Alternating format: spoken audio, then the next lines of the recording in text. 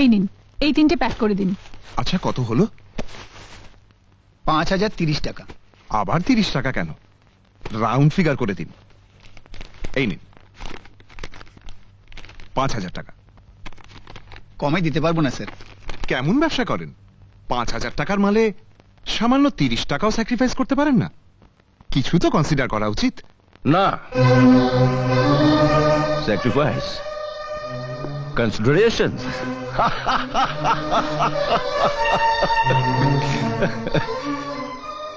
সারা জীবন consider করতে করতে নিঃস্ব হয়ে গেছে। জীবন অনেক ঠকেছি, অনেক ধোঁকা খেয়েছি। স্যাক্রিফাইস করতে করতে অনেকটা সময় জীবন থেকে হারিয়ে গেছে। আর না, শুধু 30 টাকা কেন, 1 টাকাও কম হবে না। সরি।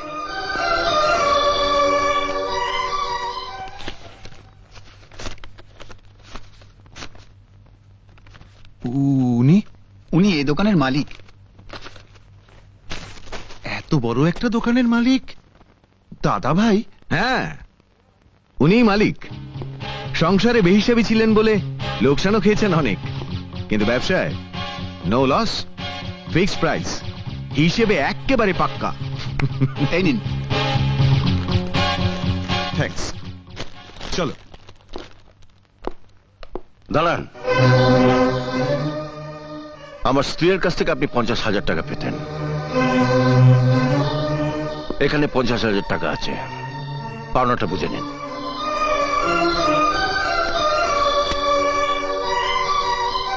টাকাটা ব্যাংকে থাকলে আরো কিছু সুদ পেতেন, তাই চক্রবৃদ্ধি হারে আসলের সঙ্গে সুদটাও দিয়ে দিতে চাই। এখানে আরো 10,000 টাকা আছে। আমার স্ত্রী কারো কাছে ঋণী হয়ে থাক, সেটা আমি চাই না। আমি চাই সবাই আমার স্ত্রীর কাছে ঋণী হয়ে থাক।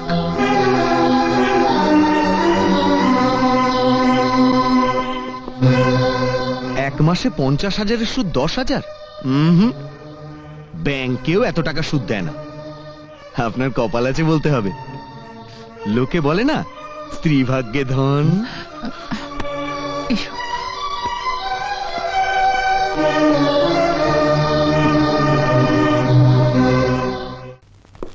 একের পর এক ওরা আমাকে অপমান করে যাচ্ছে, আর আমি সব মুখ বুজে সহ্য করে যাচ্ছি। প্রতিবাদ করতে গেলেই তুমি আমাকে বাধা দাও। তুমি কি মনে করো ওদের কথার জবাব দেওয়ার মতো শক্তি আমার নেই?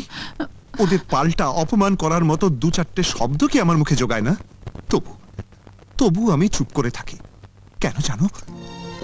আমি এখনো ওদের শ্রদ্ধা করি, ভালোবাসি। দাদা ভাই বলে যাকে ডাকি, তিনি আমার বাবা। বৌদিমণি ডেকে যার বুকে বড় হয়েছি, তিনি আমার মা। আমারই ভুলের জন্য ওরা আমাকে পর করে দিয়েছে, আমাকে পর করে দিয়েছে, পর করে দিয়েছে। এই সব কিছুর জন্য আমি দায়ী। আমারই জন্য আজ। না তিথি, না, তুমি কেন দায়ী হতে যাবে? হ্যাঁ হ্যাঁ, সবকিছুর জন্য দায়ী আমি। সবকিছুর মূলে আমি। আমার জন্য দিদি এ বাড়ি থেকে চোর সেজে বেরিয়ে গেছে। কি বলছো তুমি? তোমার জন্য বৌদিমণি?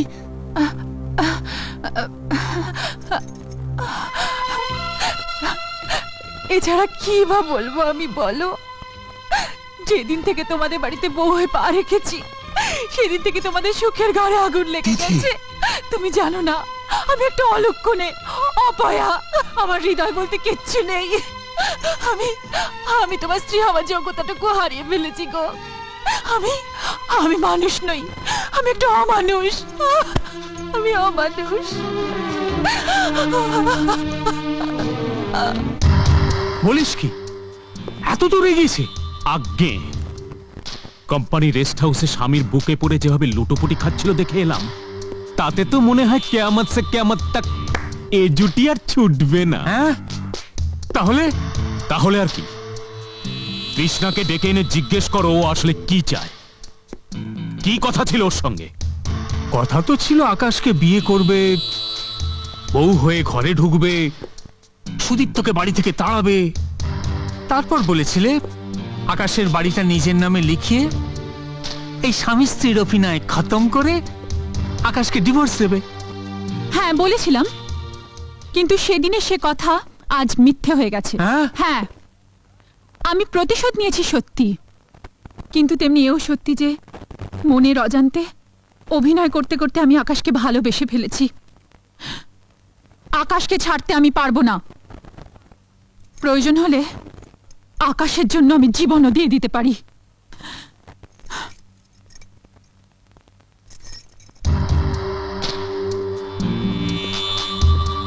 বাবা, ওকে আর বিরক্ত করো না।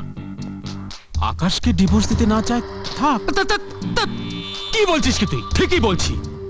ডিভোর্স হচ্ছে মেয়েদের লজ্জা, কলঙ্ক। ওই কলঙ্কের টিপ যখন তৃষ্ণা নিজের হাতে পড়তে চায় না, তখন স্বামীকে দিয়ে পড়াতে হবে। ওকে ডিভোর্স দিতে আকাশকেই বাধ্য করব।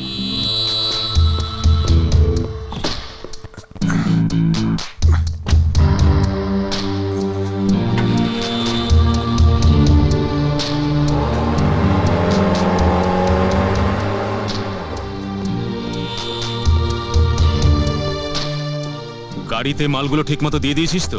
আগে আর পুলিশকেও বলে রেখেছি। Good, very good.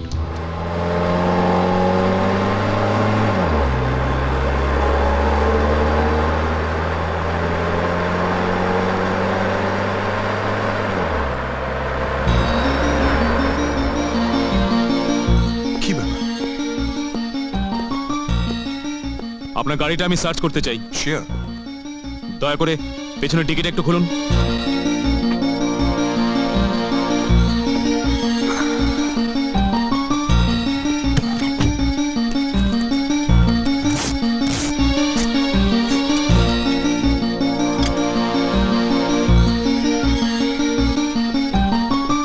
বেআইনিভাবে বিদেশি মদ আপনার গাড়িতে রাখার অপরাধে আপনাকে আমি অ্যারেস্ট করছি।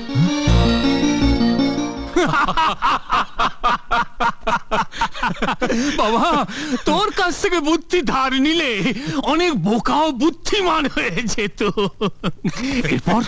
এরপর কি বল? ছবি ছবি হ্যাঁ, সমস্ত পত্রিকায় আকাশের ছবি ছেপে বিজ্ঞপ্তি দিয়ে দাও। এখন থেকে মমতা গ্রুপ অফ ইন্ডাস্ট্রিজ লিমিটেডের সঙ্গে আকাশের মতো কালোবাজারির কোনো সম্পর্ক নেই। ওই হাজতের লোহার শিখ ধরে দাঁড়িয়ে আছে, এইরকম একটা ছবি হলে ভালো হয়। Shri Akash Banerjee Messrs Mamata group of industries লিমিটেডের ব্যবস্থাপক হিসেবে কর্মরত ছিলেন। কালোবাজারি ও বিভিন্ন দুর্নীতির জন্য পুলিশ তাকে গ্রেপ্তার করেছে। এখন থেকে মমতা গ্রুপ অফ ইন্ডাস্ট্রিজ লিমিটেডের সঙ্গে তার কোনো সম্পর্ক নেই।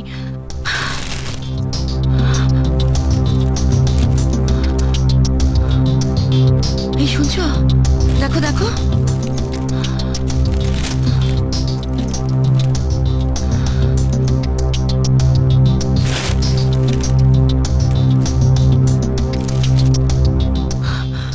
এখন কি হবে?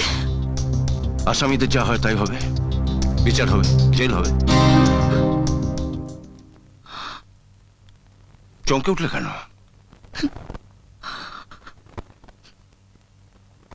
আমার দিকে তাকাও।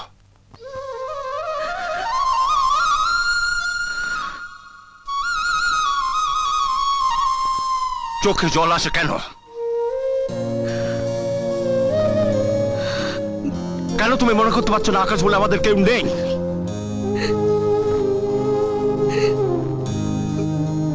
কেন তুমি মনে করতে পারছো না আকাশ বলে আমাদের জীবনে কেউ কোনোদিন ছিল না? কেন তুমি তোমার জীবন থেকে আকাশ নামের শব্দটাকে মুছে ফেলতে পারছো না?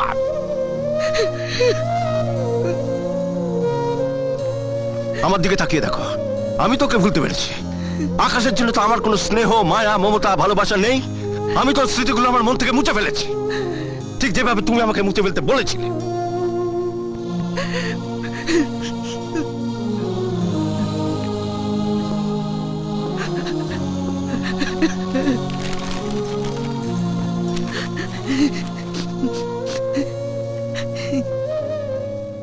এই সব কিছুর জন্য দায়ী তোমরাই চক্রান্ত করে আমার স্বামীকে অ্যারেস্ট করিয়েছো। স্বামী?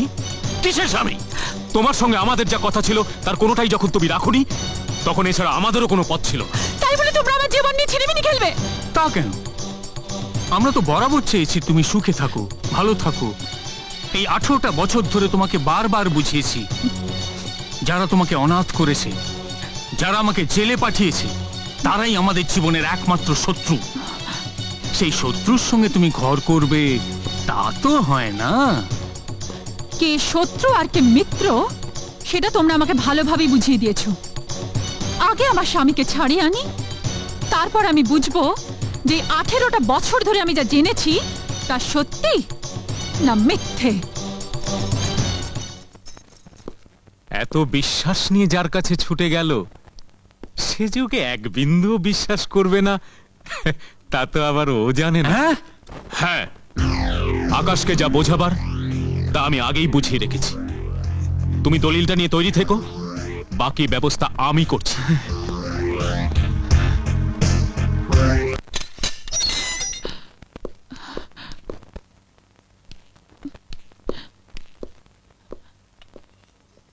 মিথ্যে আসামি সাজিয়ে কেউ তোমাকে এখানে বন্ধ করে রাখতে পারবে না। আমি প্রমাণ করে দেব এই সব ষড়যন্ত্র চক্রান্ত। হ্যাঁ, চক্রান্ত। আর সেই চক্রান্তের নায়িকা তুমি। আমি জেনে গেছি তুমি আমাকে পুলিশে ধরিয়ে দিয়েছ। আকাশ? হ্যাঁ, আমি আকাশ। কিন্তু তুমি তুমি তিথি নও, তুমি তৃষ্ণা। অস্বীকার করতে পারো আমাদের সোনার সংসারটাকে তছনছ করে দেবার জন্য আমাকে বিয়ে করনি? অস্বীকার করতে পারবে গুন্ডা লেলি দিয়ে আমার বোনটাকে নষ্ট করার চেষ্টা করাওনি? অস্বীকার করতে পারবে নিজে টাকা সরিয়ে আমার কাছে আমার মায়ের মতো বৌদিমণিকে চর্চা দাওনি? তোমারই জন্য আমি বৌদিমণিকে কাঁদিয়েছি, আমার দাদা ভাইকে কষ্ট দিয়েছি, সবাইকে অপমান করে বাড়ি থেকে বের করে দিয়েছি। তোমাকে আমার শেষ সিদ্ধান্তের কথা জানিয়ে দিতে চাই। আমি তোমার সঙ্গে সব সম্পর্ক চুকিয়ে দেব। আমি তোমাকে ডিভোর্স দেব। আমি জানি আজ তুমি আমার কোনো কথাই বিশ্বাস করবে না।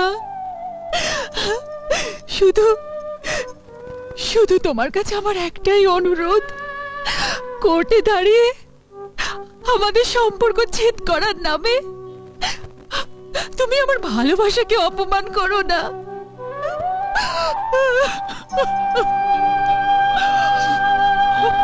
আমি আমি তোমাকে কথা দিচ্ছি, আমি নিজেই তোমার জীবন থেকে চিরদিনের মতো সরে যাব।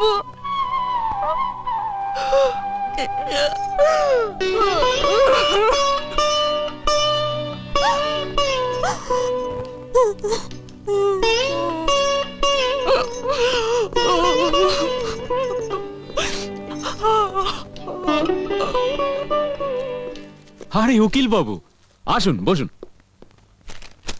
হ্যাঁ বলুন। আপনারা আকাশ নামের একটি ছেলেকে গ্রেপ্তার করেছেন? হ্যাঁ, কিন্তু ওনার তো জামিনের অর্ডার হয়ে গেছে। জামিন হয়ে গেছে? হ্যাঁ, ওই তো উনি করিয়েছেন।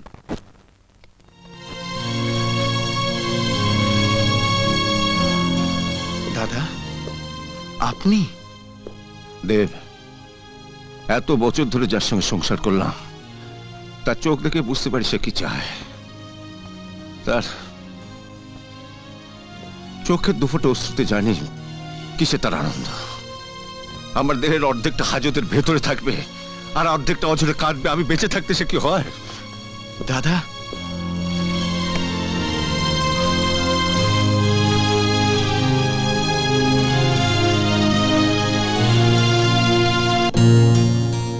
দেববাবু, আমাকে মুক্তি দেবার জন্য আমি আপনার কাছে কৃতজ্ঞ। বিপদে সাহায্যের হাত বাড়িয়েছেন, তাই আপনাকে অসংখ্য ধন্যবাদ। কৃতজ্ঞতা যদি জানাতে হয় তাহলে সেই মমতাময়ী বৌদিমণিকে জানান, যিনি আপনার কাছে চরম অপমানিত হয়েও আপনার বিপদের কথা শুনে অঝরে কেঁদেছেন। ধন্যবাদ তাকেই জানান যে দেবতার মতো দাদা আপনার জামিনের ব্যবস্থা করেছেন।